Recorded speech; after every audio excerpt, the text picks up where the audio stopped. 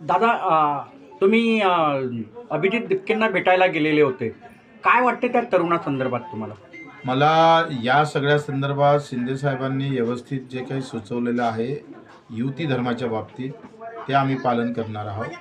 दिपकेच्या बाबतीत व्यक्तिगत जे मत आहे ते मी व्यक्त केलेलं आहे.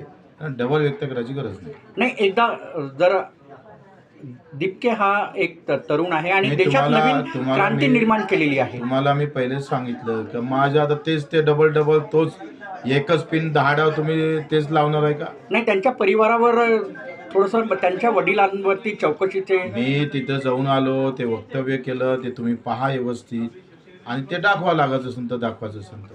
करायची आहे. आणि काही नगरसेवक जे नागपुरातले जे आजी माजी नगरसेवक आहेत ते नाराज आहेत की बच्चू भाऊ भेटत नाही. नाही, मी काही कोणाला भेटासाठी इथं नाही आहे. माझे येले भेटा आणि त्याला भेटा. मी संघटना वाढवासाठी आहे. संघटना वाढवताना एखादा चुकला असेल, कोणी सुटला असेल तर त्यांना नाराज व्हायचं कारण नाही. माझा दर सोमवारी जनता दरबार असते. 1000-2000 लोक असतात तिथं. त्याच्यानं तो काही विषय अशी नाराजी करण्याचे काही कारण नाही आहे.